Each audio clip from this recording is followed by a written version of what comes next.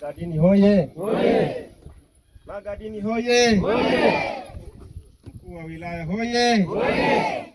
Nanyi wananchi wote hoye! Hoye! Na mimi je? Hoye! Asante sana. Mheshimiwa mkuu wa wilaya, kwa majina mimi naitwa Daniel Nasinda, diwani wa kata ya Meruku.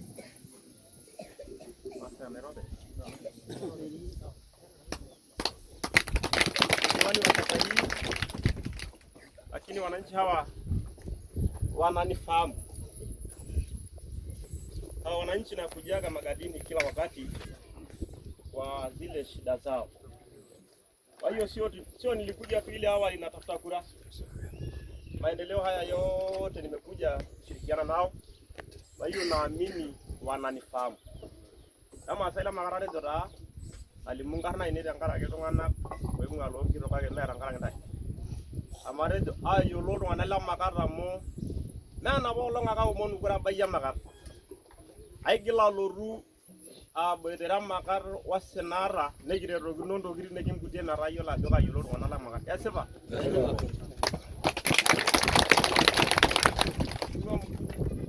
Kwa wilaya ili swala la kufeli kwa watoto, kama watu wameumia ni mimi. Yaani matokeo ilivyotoka, nafikiri hata siku mbili haijapita mimi nikafika hapa Magadini. Na mwenyekiti ni shahidi, kuja kutafuta ni nini, shida iko wapi. Yaani nilikuja nikaitisha serikali ya kijiji,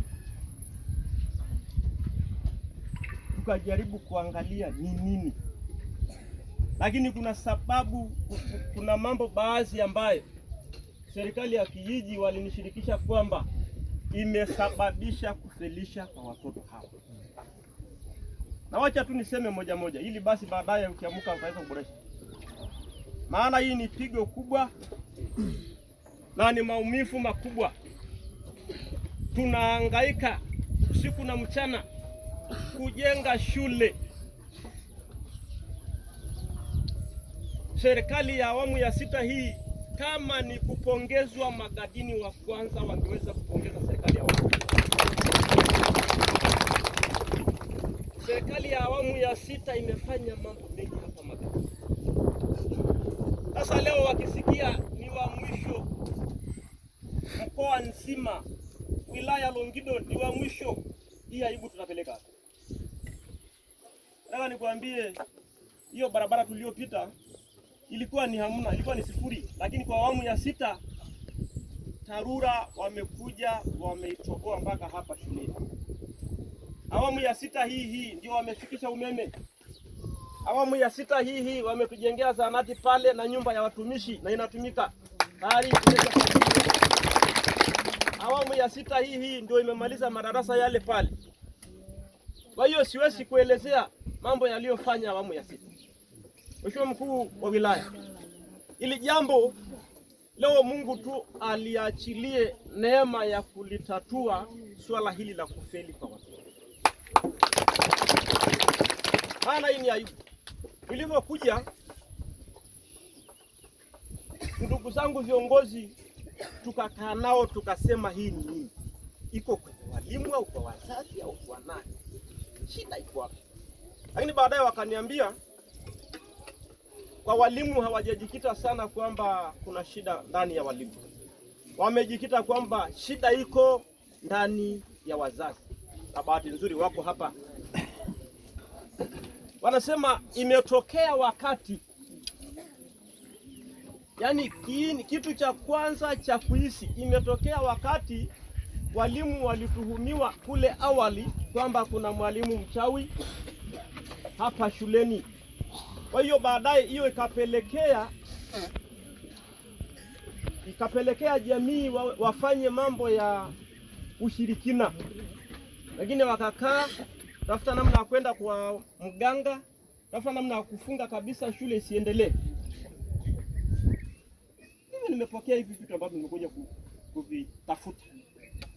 Lakini hapa mtazitatua na naamini Mungu atatusaidia. Lakini hiyo imeambatana na utoro. Lakini pale utoro, kamwambia mtendaji wa kijiji habari ya utoro, unatokomeza wewe. Maana utoro majina yanaletwa ofisi ya kijiji, mtendaji wa kijiji anafanyia kazi, anawakamata wale wazazi. Lakini leo tunakuja tunakuta hakuna mtu amekamatwa kwa ajili ya utoro, sitakuwa hajafanyaje, hajatekeleza ya kwake. Lakini hili la kufunga,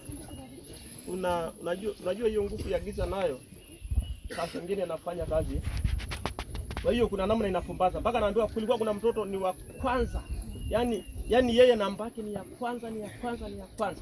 Ile kuja kuandika mitihani, akiangalia ubao anauona. Lakini akiangalia kwenye hii white paper macho imefunga. Hiyo utasemaje? Kwa hiyo Mheshimiwa Mkuu wa Wilaya, hili jambo kwa vile leo baba yetu wapo na mama zetu, leo tulie wote machozi hii kwamba tusikubaliane na kitendo cha namna hii.